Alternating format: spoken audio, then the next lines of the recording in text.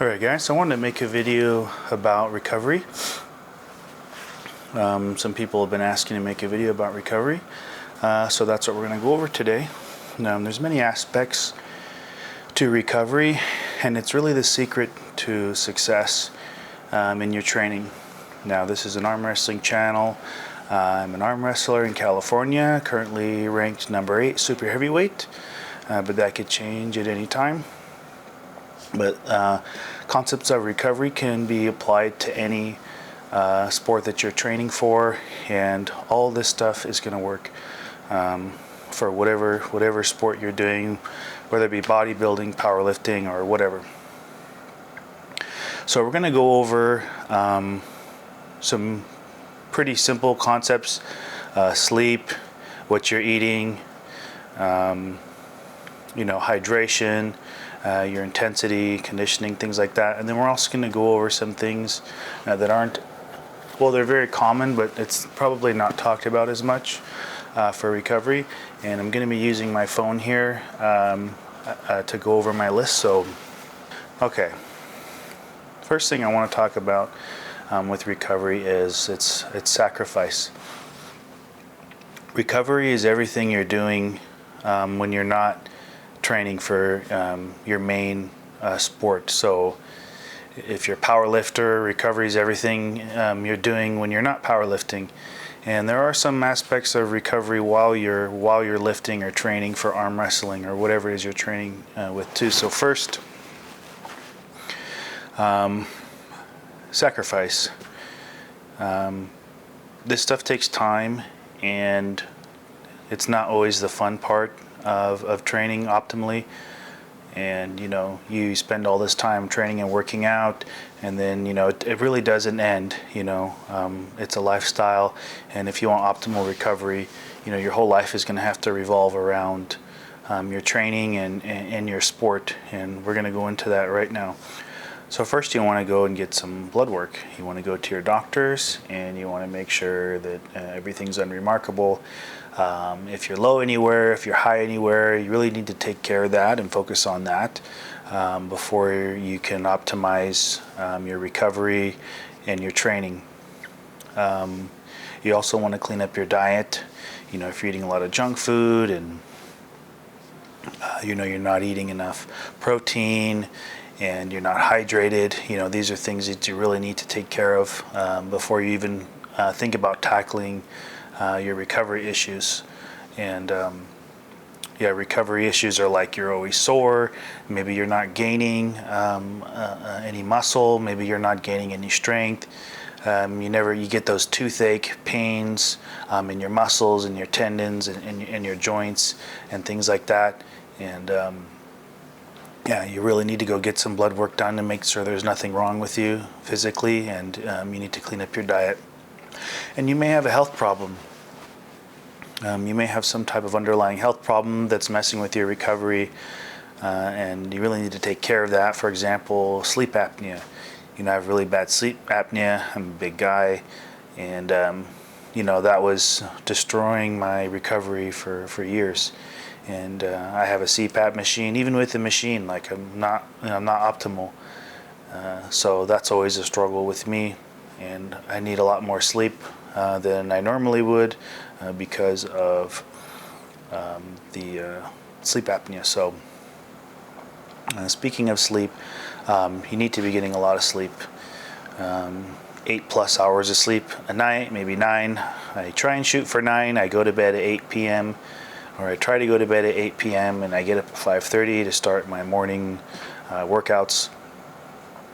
So the more sleep, the better. Again, I know this isn't possible for everyone, but we're talking about optimal recovery here. If you have specific questions about your life and how it could apply to these recovery tips, just shoot me a message, and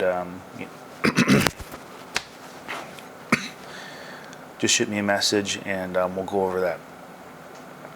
So next is protein. You need to be making sure you're getting enough protein. I'm eating 300 or more grams of protein a day. Do I need that much? Who knows?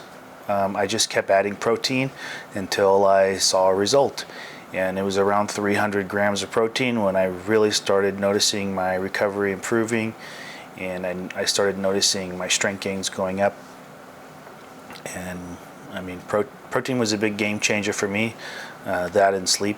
So definitely you want to make sure you're getting enough protein. How much protein do you need for your weight? Just start adding it. Just start adding protein. Get a shake, throw in a shake, throw 30 grams in here, 30 grams in there. If you don't notice a difference, try adding some more. If you still don't notice a difference, then you're either you're eating enough protein, or you're still not getting enough protein. You can go up in protein until you notice a significant difference, and if you think maybe you're having too much, then you can bring it down a bit. Just play with it. For me, it's 300. Who knows what it's going to be for you, but it's very important. And all I know is that when I started eating more protein, I'd upped it to a 300. There was a big difference. All right, the next thing is hydration. You really need to be hydrated, about a gallon a day. I drink a whole gallon a day. I've already finished my gallon for the day, so I'm actually drinking more than a gallon. I have a full cup of protein in the morning, and then tonight I'll have another cup of protein, and then maybe one or two water bottles. So I'm drinking way more than a gallon, but you need to be drinking at least a gallon. Doesn't matter what size you are, how big you are, your body will acclimate to drinking that much water.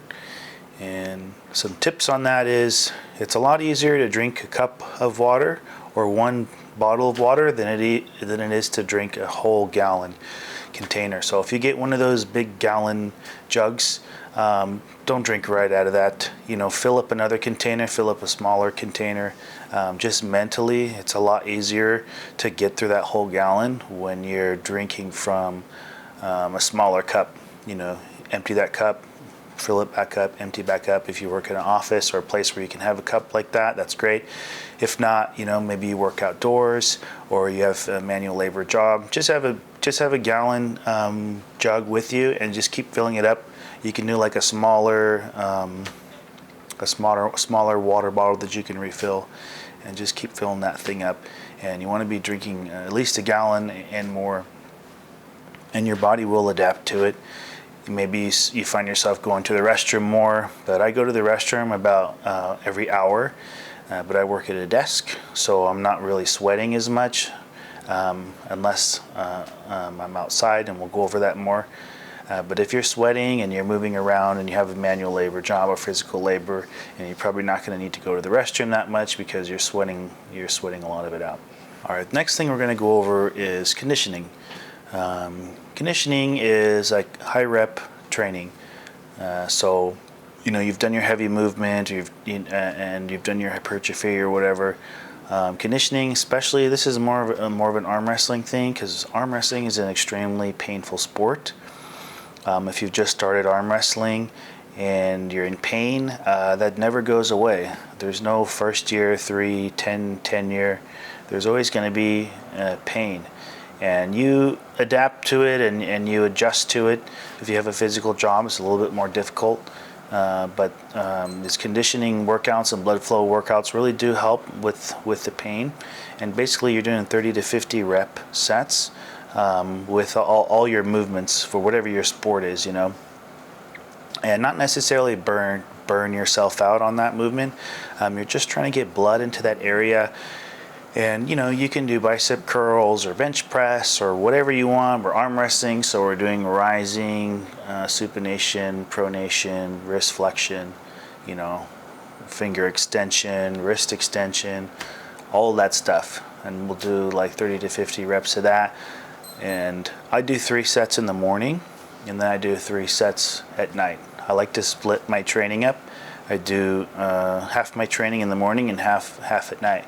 So if I'm doing hypertrophy, I'll do 4 sets of 15 in the morning and 3 to 4 sets of 15 at night, because I don't like to train too long, in one session. So for me, it's just better to break it up. Wake up in the morning, I have my protein shake, I train, I get ready for work, I come home from work, protein shake, train, dinner, and then on the rest of my move on with the rest of my night. And I have videos and stuff about conditioning and stuff, and if you want to check those out, that'll go into it more, or you can just ask me and I'll let you know. So the next big factor of recovery is your intensity. So if you have a sport where you go to a practice, for example, arm wrestling, we practice in our sport. You can do it once a week, you can do it twice a week. We do it every other week at my practice. And you have to be careful with your intensity in practice, especially if you're going to be training outside of practice, right? Be meaningful with your training. For arm wrestling, focus on center table strength. If you're going 100% on all your movements, every time you get on the table in practice, you're going 100% and your arm is getting ripped open. You basically did a one rep max there and you failed. Okay, you failed the 1 rep max and the weight ripped you open. And if you're doing that over and over and over for hours, that's going to be a lot of damage on your body, and that's going to take way longer to recover from before you can start training again. So if I'm training with somebody who's stronger than me, I'll test some areas of their strength just to see where I've improved. I'll ask them for tips. A lot of times if you just ask, hey, where are you weak? Like, where should I be attacking you? That will make a difference. And sometimes they'll tell you, and you can work on that with them and try and improve that. But I'm not going to sit there and let them rip me open for 20 minutes, straight.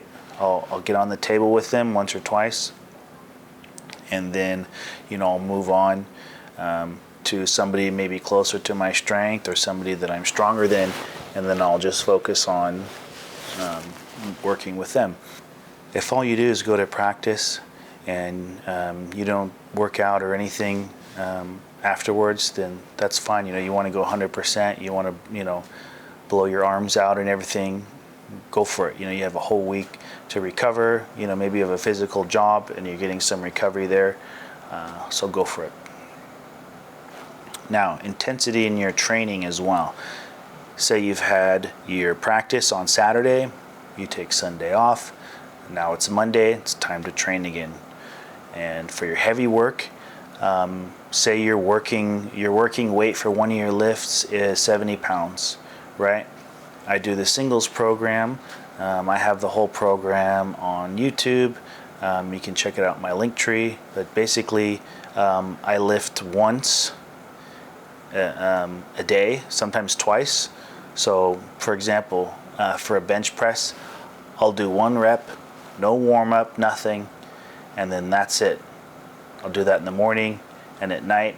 If I'm prepping for a competition and I'm doing as much work as I can, I'll do another 1 rep. That's it, and then that's all I do for that strength movement for that whole day. But I do that every single day, 7 days a week, twice a day, 1 in the morning, 1 at night. Say my normal weight for that 1 rep for bench is like 225 or whatever.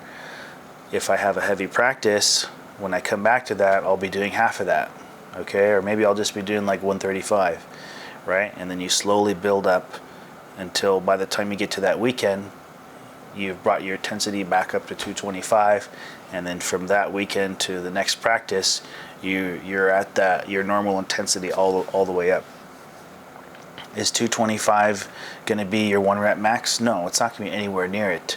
If it feels tough, but there's no pain, and I feel like I could do several reps with the weight, then that's the weight that I work with.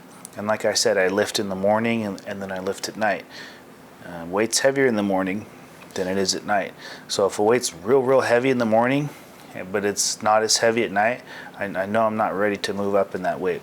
But to digress for the recovery part, whatever your working weight is, do about half of that and then only move that weight up when there's no pain. If you're doing half of your weight and you still feel pain, then it's too heavy. Just lower the weight. Don't worry about percentages or how many reps you can. No, if it's painful, just lower the weight. You've messed up your recovery somewhere, and you just have to lower the weight and only bring that weight up as the pain goes down. Okay, so we're going to go over some other aspects of recovery and things that help with recovery. And one is walking outside. I go for a walk on all my breaks. On my lunch, I go for a walk. On my breaks, I go for a walk. So I do about 1 mile to 2 miles a day. I don't care if it's raining. It's like 108 degrees out today. I still went on my walk. Yeah, I sweat, and then I went back to work. I have a little fan at my desk. You have to go outside, and when you do that, you're getting sunlight. You're acclimating to the weather throughout the year, and if you walk fast enough, you're getting your zone 2 cardio. So yeah, if you have a decent enough pace with your walk, you can get into zone 2 cardio. And that's also important. Just overall cardiovascular health. Just being healthy helps with your recovery. You got to get outside. You got to get that vitamin D. And vitamin D helps with your mental health. And that really is going to roll into the next part, which is your mood. Your mood really affects your recovery. If you're depressed, if you have a hormone imbalance,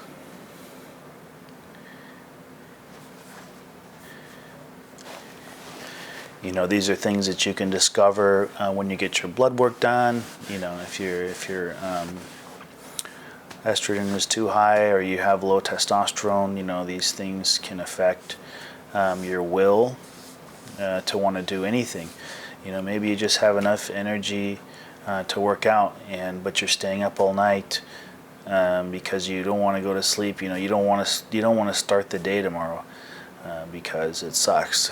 So you stay up all night watching TV or doing whatever where you could be sleeping and recovering and being excited about getting up the next day and being excited about training and all these things. So getting out in the sun, getting that vitamin D, improving your cardiovascular health, these things really help with that.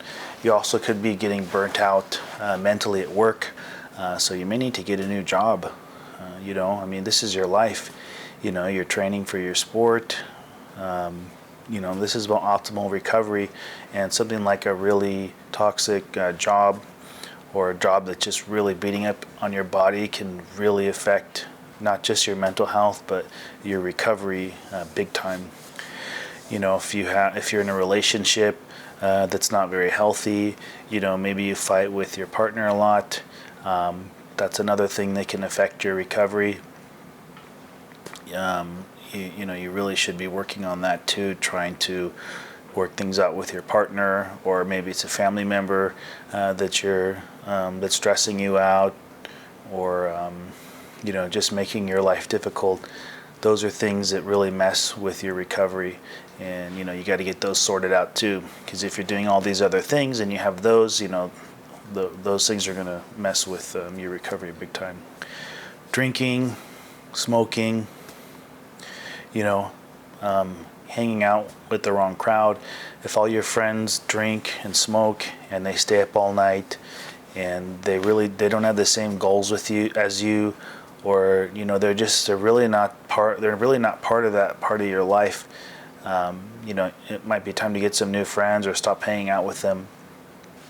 Because these exterior things are really going to mess with your recovery. And just why would you go to bed early, or why would you do your blood flow sets, or do all these things when you can just go out and hang out with your friends instead? You know what I mean? I saw a post the other day when someone said, does no one else know what to do with themselves? Like after they come home from work and then they do their full workout and then, they don't know what else to do. Go to sleep. Go to bed. Just go to sleep. Imagine what that extra sleep is gonna do to help you. It's gonna help a lot. You know what I mean? And then get up early the next day if you're, if you go to bed early at night, and work out. Do two workouts a day. Now you're more recovered. Always choose sleep. If you don't know what to do, if you have all this free time, your tasks are done, and you have an extra hour before you go to bed, just go to bed early. Get that sleep. It's a great opportunity, and that's a great issue to have, to not know what to do. Just fill that with sleep and recovery. Another one is, and this is going to sound weird, but hygiene. Have good hygiene. Wash your hands. Don't touch your face. Don't ever touch your face. Don't touch your eyes, your nose, your mouth, unless you've washed your hands, because you're going to get sick. People get sick. You may not know that you're sick, or sometimes when I'm sick, I don't feel anything. The only thing I feel when I'm sick is I just have less energy, and it messes with my recovery. I don't want to work out. I don't want to train. I just feel off. So really focus on having good hygiene, just avoiding getting sick. Don't share drinks with people. Just be more conscious of it, and reduce, the likelihood of you getting sick, because that's really going to mess with your recovery. Even if you're one of those people who never get sick, you're getting sick. It's just you have a really good immune system, but guess what? Your body's spending time, and your immune system is spending time fighting off this illness. So guess where all your recovery energy is going to? It's going to that virus or bacteria or whatever that your body's dealing with. So, wash your hands, before you touch your face, and just be hygienic. Okay, the next is willpower training. You can train your willpower, and you can train yourself to go to bed early. You can train yourself to drink more water. You can train yourself to eat more, and there's ways to train your willpower without having, without just going cold turkey. Very simple exercise is pick an area in your house, your office, that you walk by constantly, and put a bowl of your favorite candy there, and every time you walk by that bowl, don't take a piece out. Just leave it in the bowl, and never take any candy out of there, never. And you just walking by that bowl and knowing that it's there and not taking anything out, this will build your willpower over time. And then you can build it up more and more and more. And you basically, you have to do things that you don't want to do, and that's what willpower is, or doing things you don't want to do, and like resisting the urge to take that piece of chocolate out of there. But it is it's part of your brain. It can develop, and just doing simple willpower training techniques like that will help you to go to bed earlier, and to drink more water, and to do all these things. Now, the last part of recovery is, don't be prideful. Pride's a sin. It's a deadly sin for a reason. And there's a lot of pride in the world today, and it's not a good thing. And when you're prideful, basically you think you know better, right? And we don't. We don't know anything. I don't know anything. Always be a student. Always learn. Even someone who's, if someone comes into arm wrestling practice and they've never arm wrestling before, or they've never arm wrestled before, there's still so much to learn, from them. And maybe they ask a question that makes you think, or maybe they're coming from another sport and they have something to add. Always be a student. Never think that, I've been arm wrestling for 20 years. What does this guy have to say? Well, listen to him, and take it in. There's always something to learn. Don't let pride get in the way of you learning and getting better, and being the best version of yourself. All right, guys, that's a recovery video. If you have any questions or anything like that, drop them in the comments. I'd really appreciate it if you guys could like and subscribe to my YouTube channel. I do all this stuff for free. I have a lot of content If you want to support me financially, I do have a subscription service on Instagram, but you don't have to. You can ask me whatever you want, and I'll always help. And I'm not really doing this to make money. I'm trying to make this information more accessible because it's not, especially in the arm wrestling community. A lot of this stuff that I talk about, it's just, nobody's making this content. Thank you so much, guys, and I appreciate you.